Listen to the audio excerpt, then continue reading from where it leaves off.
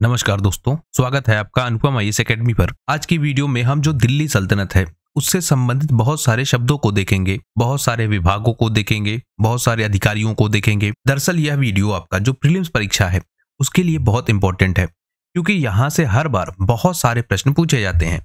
आपसे पूछा जाएगा कि आमलाक क्या है, मुक्ता क्या है, आरजे मुमालिक क्या है, दीवानी रिसातल क्या है। तो इस तरह की जो टर्मिनोलॉजी है वह बार बार आपसे पूछी जाती है और आपके लिए काफी डिफिकल्ट हो जाता है इन क्वेश्चंस को अटेम्प्ट करना। तो आज की वीडियो में हम इन सारे टॉपिक्स को, या जितने यह शब्द हैं जो दिल्ली सल्तनत के दौरान इस्तेमाल होते हैं, इन शब्दों का अर्थ और इनका जो विवरण है उसे हम ठीक से समझ लेंगे। तो मैं अनुपम तिवारी स्वागत करता हूं आपका अपने इस यूट्यूब चैनल पर। आइए देखें दिल्ली सल्तनत कालीन शब्दावली को। सबसे पहले हम देखते हैं इक्ता को, जिसकी चर्चा हमने बार बार की है। इक्ता क्या है? भूमि अनुदान की एक व्यवस्था है जो सैन्य कमांडरों को और अमीरों को दी जाती थी।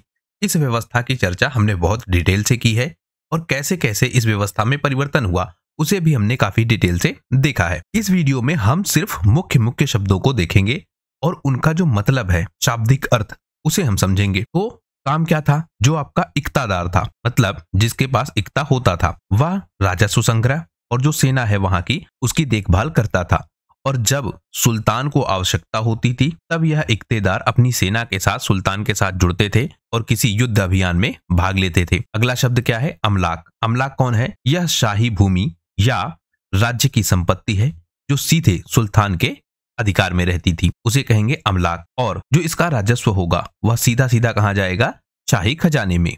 इसी तरह की एक चर्चा हमने और की थी खालसा भूमि की, वह भी कुछ इसी तरह की व्यवस्था हमको दिखती है। फिर मिलेगा आपको मुक्ता। मुक्ता किसे कहेंगे? वह व्यक्ति जिसके पास इक्ता है और जो इक्ते का प्रबंधन देखता है, उनके लिए इस्तेमाल किया गया यह एक शब्द है। मुक्ता करता क्या था? कर संग्रह, कानून व्यवस्था को बनाए रखना और जब सुल्तान को आवश्यकता हो तब सैन्य सहायता देना। तो 3 शब्द हमने देख लिए, एक इक्ता, एक अमलाक और एक मुक्ता। आगे देखें अमीर। अमीर कौन होते हैं? अमीर हैं जो सैन्य कमांडर हैं या सेना के जो उच्च अधिकारी हैं, उन्हें कहा जाता है अमीर। और अमीर में हम यह भी देखते हैं कि जो प्रशासनिक अधिकारी हैं उच्च पदों के, वह भी हमको दिखते हैं और प्रशासन में इनका बहुत प्रभाव होता है। यह बहुत प्रभावशाली तरीके से प्रशासनिक व्यवस्था को चलाते हैं और उसमें हस्तक्षेप भी करते हैं।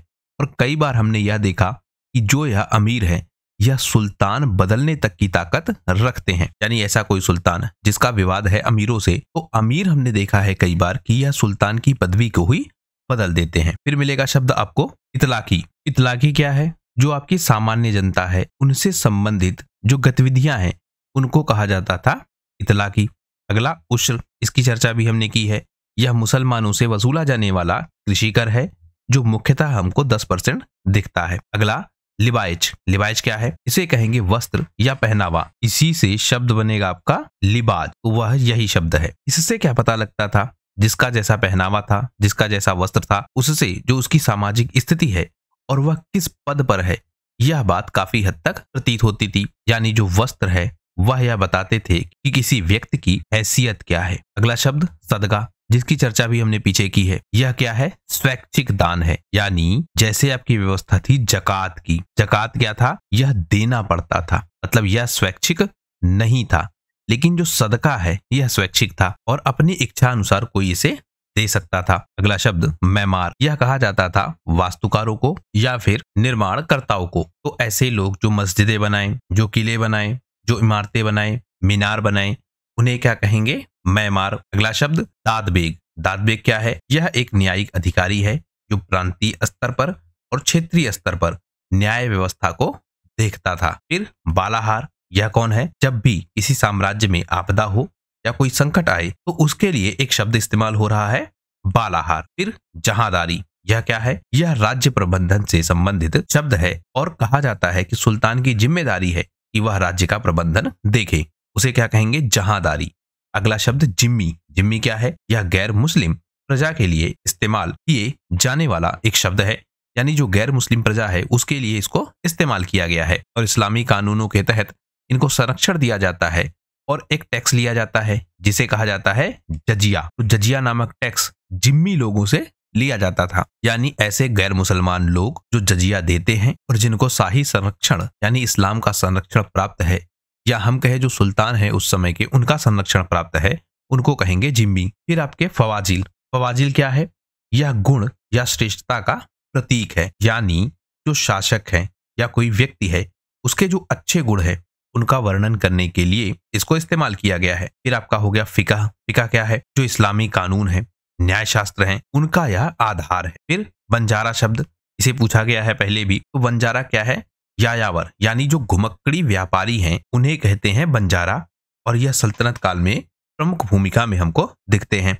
अगला शब्द मसाहत। मसाहत का अर्थ है भूमि की माप, और यह जो राजस्व है उसके निर्धारण के लिए इस्तेमाल किया गया। अगला शब्द है आपका मिल्क। यह क्या है? संपत्ति या भूमि का स्वामित्व। तो व्यक्तिगत रूप से किसी के पास जो संपत्ति होती थी उसे कहते थे मिल्क। आपने मिल्कियत शब्द सुना होगा, यह इसी से बना है। तो मिल्क क्या है? इसी व्यक्ति के पास कितनी संपत्ति है और वह उसका स्वामी है, उसे कहेंगे मिल्क। फिर अगला मुशरिफ। मुशरिफ क्या है? यह पर्यवेक्षक या फिर लेखा परीक्षक है, जो कि राजस्व के खातों को देखता है, उनका रिकॉर्ड रखता है, जो लेन देन हो रहे हैं उनकी देखरेख या करता था। तो अगला पद वक्फ। वक्फ क्या है? यह धार्मिक या परोपकारी उद्देश्यों के लिए दी गई संपत्ति है, जिसमें हम देखते हैं कि इनसे मस्जिदें, मदरसा और सामाजिक कल्याण के लिए बहुत सारी चीजें बनाई जाती हैं, जैसे स्कूल, अस्पताल, वह सारी व्यवस्थाएं हमको दिखती हैं। इसकी चर्चा भी हमने डिटेल से की है। अगला शब्द है विलायत। विलायत क्या है? यह प्रांत या क्षेत्रीय प्रशासन से संबंधित है, और जिसमें हम देखते हैं कि जो सल्तनत काल है इसको विलायतों में विभाजित किया जाता है। फिर आपका हुलिया, जिस व्यवस्था को सबसे ज्यादा प्रमोट किया था अलाउद्दीन खिलजी ने, कि व्यक्तियों का विवरण उसने बनवाया और उसके माध्यम से जो उसके सैनिक है उनका हुलिया तैयार करवाया। फिर शब्द मिलेगा आपको शशगनी। शशगनी क्या है? यह सम्मान का एक प्रतीक है, यानी कि एक सम्मान सूचक यह शब्द है, और जो अमीर हैं, सैनिक हैं, कवि हैं, उनको यह उपाधि दी जाती थी। तो शशगनी क्या है? सम्मान सूचक शब्द है। अब हम देख लेते हैं जो दिल्ली सल्तनत है उसके जो प्रमुख अधिकारी हैं और उनके जो काम है वह क्या है। तो इसमें हम देखेंगे कि सल्तनत के प्रमुख अधिकारी और उनके काम, इस नाम से उस अधिकारी को पुकारा जाएगा, और उस अधिकारी का काम क्या है उसे भी हम समझेंगे। तो अब हम देख लेते हैं एक एक कर। जैसे दीवाने अर्ज, इसका एक प्रमुख होता था आरजे मुमालिक। दीवाने अर्ज क्या है? आपका सैन्य विभाग है, और इसका जो प्रमुख है सैन्य विभाग का उसे कहेंगे आरजे मुमालिक। काम क्या करेगा? यह जो सेना की भर्ती है, प्रशिक्षण है, उनका वेतन है, उनके जो सैन्य अभियान है, सुल्तान का जो अंगरक्षण है, शाही सेना की जो देखरेख है, वह सारे काम यह विभाग करेगा। तो दीवाने अर्ज क्या है? सैन्य विभाग है। अगला विभाग दीवाने इंशा, इसका जो प्रमुख है उसे कहेंगे दाबीर, और यह शाही सचिव है। काम क्या होगा इसका? जो सुल्तान है और जो प्रांतीय शासक है उनके बीच यह एक संचार की भूमिका में मिलेगा, यानी जो स्थानीय प्रशासक हैं, यानी जो प्रांतों के प्रशासक हैं, वह प्रशासक इसके माध्यम से इसी दीवाने इंशा यानी दाबीर के माध्यम से, दीवाने इंशा विभाग है, दाबीर इसका प्रमुख है, तो इसी दाबीर के माध्यम से सुल्तान से कनेक्ट होते थे। तो क्या हो गया आपका दीवाने इंशा। अगला दीवाने रिसातल, यह क्या है? जो आपके धार्मिक मामले हैं और जो विदेशी मामले हैं उनसे संबंधित यह विभाग है। काम क्या करेगा? जो राजदूत है उनसे संपर्क स्थापित करेगा, जो उलेमा है उनका प्रबंधन भी यही विभाग देखता था। तो दीवाने रिसातल भी आप ध्यान रखेंगे। अगला हम देखें दीवाने कजा, यह क्या है? प्रमुख न्यायाधीश है, आप इसको याद रखिए काजी से। तो दीवाने कजा क्या है? प्रधान न्यायाधीश है। काम क्या करेगा? जो शरीयत के कानून है, जो इस्लामी व्यवस्था है, उसके अनुसार कानून व्यवस्था बनी रहे, वह इसका काम है। अगला दीवाने बंदगाह, यह क्या है? जो गुलाम है, जो श्रमिक हैं, उनका यह प्रमुख है। राज्य का निर्माण हो, कोई परियोजनाएं आगे बढ़ानी हो, श्रमिकों की व्यवस्था करनी हो, गुलामों का प्रबंधन करना हो, तो ओवरऑल जो गुलामों की व्यवस्था है, जो श्रमिकों की व्यवस्था है, वह यही विभाग करता है, जिसका नाम है दीवाने बंदगाह। अगला विभाग दीवाने मुस्तखराज, यह क्या करेगा? कर वसूली का काम यह करेगा। जितने भी कर हो उनको ठीक से वसूला जाए, जो जमींदार हैं, किसान हैं, सबसे कर ठीक से वसूला जाए, और जो उनकी समस्याएं हैं उनको भी सुल्तान तक पहुंचाया जाए, वह इनका कार्य है। अगला विभाग दीवाने को ही, यह कृषि विभाग है, और इसमें हम देखते हैं कि कृषि से संबंधित जितनी भी योजनाएं हैं, सिंचाई व्यवस्था है, भूमि सुधार है, किसानों की जो सहायता करने की व्यवस्था है, अनाज भंडारण की जो व्यवस्था है, वह सब कुछ यही विभाग देखता था। तो कौन सा विभाग? दीवाने को ही। अगला हम देखें शहनाई, यह शहर का अधिकारी है, यानी नगर अधिकारी है। तो नगर में जो बाजार व्यवस्था है, व्यापार की निगरानी है, सफाई है, जल प्रबंधन है, नगरों में जो कानून व्यवस्था है, जो सार्वजनिक सुविधाएं हैं, वह सब काम यही व्यक्ति देखता था। अगला आपका इक्तादार, जिसकी चर्चा हमने बार बार की। यह प्रांतीय और क्षेत्रीय प्रशासक है, जिसके पास भूमि का एक टुकड़ा होता था और उनसे वह कर संग्रह करता था, अपनी सेना व्यवस्था को बनाता था और जो क्षेत्रीय कानून व्यवस्था है उसे यह देखता था। अगला मुतस्सिब, यह क्या काम करेगा? यह नैतिकता का अधिकारी है, यानी जो समाज है उसमें शरीयत के हिसाब से कानून व्यवस्था चले, बाजारों में कोई धोखाधड़ी ना हो, उचित मापतौल हो, शराब, जुआ, जो कुछ भी अनैतिक है उन पर यह रोक लगाने का काम करता था। तो मुतस्सिब कौन है? नैतिकता का अधिकारी। अगला अमीर शिकर, शिकर को आप शिकारी ऐसे याद रखिए। तो जो शाही शिकार है और जो मनोरंजन है उसकी व्यवस्था यह देखता था। फिर मीर बख्शी, यह क्या करेगा?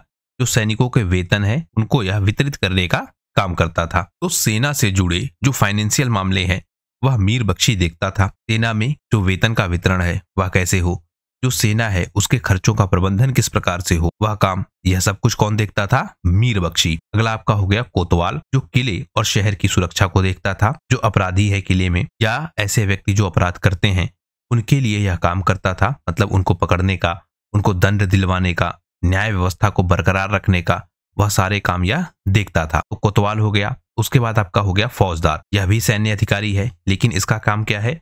जो विद्रोह है और जो आक्रमण है उनको दबाने का इसका काम है। तो यह प्रमुख अधिकारी हो गए और उनके जो कार्य हैं वह हमने देख लिए। इसके बाद अब हम देखते हैं कि जो प्रमुख विभाग हैं और उन विभागों के क्या काम है। जैसे दीवाने अमल, यह राजस्व विभाग है और भूमि राजस्व की गणना करना, क्षेत्रीय राजस्व अधिकारियों का प्रबंधन करना, जो भी किसान कर नहीं चुकाते हैं उनकी समस्याओं को समझना, जो जमींदार हैं उनकी समस्याओं को समझना, उसका समाधान निकालना, यानी भू राजस्व की जो पूरी व्यवस्था है उस व्यवस्था से जुड़े हुए जितने भी मुद्दे हैं उनको यह देखने का काम करता था।